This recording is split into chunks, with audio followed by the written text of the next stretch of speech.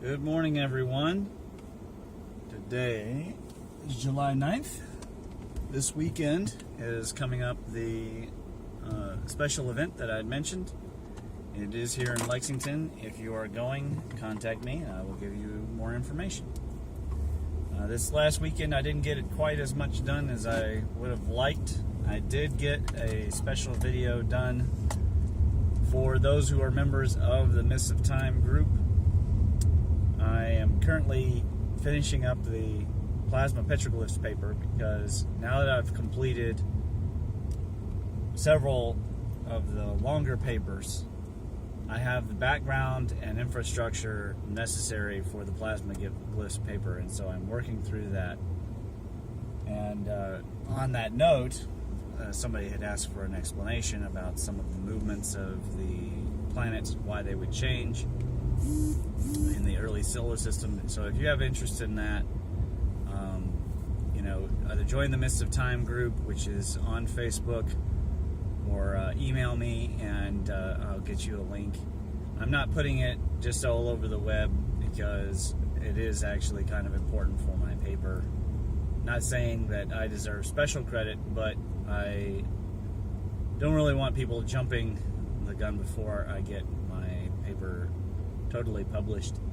And on top of that, I think I've decided that all these papers, I'm going to compile them and publish. I'm going to contact a guy who does, they have a new publishing division that's kind of off the beaten path, nonfiction. But if not, then I can always just use Amazon Self-Publish. So don't worry, all of these papers and things that I've worked on, I will try and make available. Of course, for a lot of them, it's going to require me, if I'm going to publish them that way, make them available for sale, I'm going to have to take some time and contact some of the copyright holders of various images.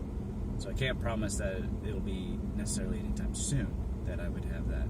But the papers will be available for free download ahead of time, so no big deal, right?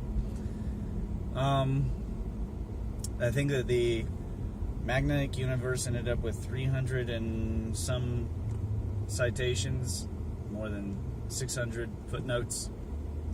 I had to go back and add a 3-page addendum for electrokinetics because I came across some research that was absolutely dynamite. Of course, I had to take a kind of a, I don't say that I believe this position, but the research seemed very legitimate and had lots of math to it. What's on the docket for the week? I will make a couple more videos for you guys as soon as I can. Definitely want to keep going with the Blue Lotus Health series. That's been going just fine. I've got my electrical experiment that I'm already doing, and of course, like I said, I'm writing a paper. Today I'm teaching my eldest, so I don't know when I will make the next video. Maybe one of the videos will be on the Lead the Field stuff, maybe not. I've been listening to a Star Wars audiobook, and something that occurred to me and that I wanted to talk about was related to the Sith and the entire origin of this caricature that the Sith are, and what has led to many people misunderstanding the entire path.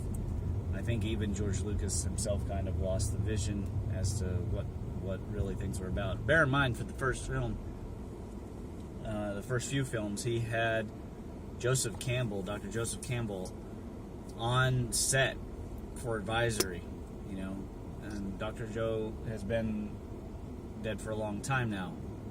I just concluded watching The Power of Myth on Netflix. I definitely recommend it. But without a guiding hand of somebody who really knows what he's talking about, a comparative mythologist who, in this case, isn't even completely correct, but he just knows a lot, relatively speaking. He knows a lot of different myths, so he didn't necessarily find a way to get a cohesion between them, except through psychology. A lot of Carl Jung, archetype kind of understanding of the comparative myths, which are still valid, totally valid. It's just not necessarily are they correct interpretations. But at any rate, at least it was a guiding hand. And without that guiding hand, Star Wars really fell off, and you can see that most especially once it becomes corporatized. And I saw that director Rian Johnson made some kind of reply. I didn't read it, but some kind of reply to George Lucas, and I was thinking, boy, you have to be pretty gutsy to make any response to George Lucas, who's the creator of Star Wars. I don't know. I've heard Rian is one of the more narcissistic or vain guys. He received a Saturn Award for The Last Jedi, which is a joke because I can tell you right now, Blade Runner 2049 was a work of art. And after that, there were other science fiction films that were certainly a lot better than The Last Jedi, which, based on some video research people have done, it looks like The Last Jedi might have been plagiarized from some fan fiction. So Star Wars is a mess. But what I want to do is I want to make a video dedicated to talk about why it's a mess, the actual origins of the story, the difference between the Star Wars and Star Wars the cinematic product, and then Star Wars the extended universe, what happened there, and then what my hypothesis is to how it got so distorted into the new direction that it's gone. So that seems to be on my mind a little bit. I guess I would make that video probably tomorrow, but I don't know. I've got to do the health series video, so we'll see. That's the update for this week. Keep an eye out for all the weather and changes, and there's some new space news, a long talk given by Bruce Laybourne up. Be sure to check out the Electric Universe Gateway. By the way, if anybody has used HTT Track to download and back up a website, give me a shout out. Need some help. I need to get backed up a lot of these portals and gateways that I've created. In case Google takes down their support of Google sites, I'd like us to have a backup place, someplace we could upload all of this into a server. Anyways, like, share, subscribe, and you have a great, blessed week. See ya.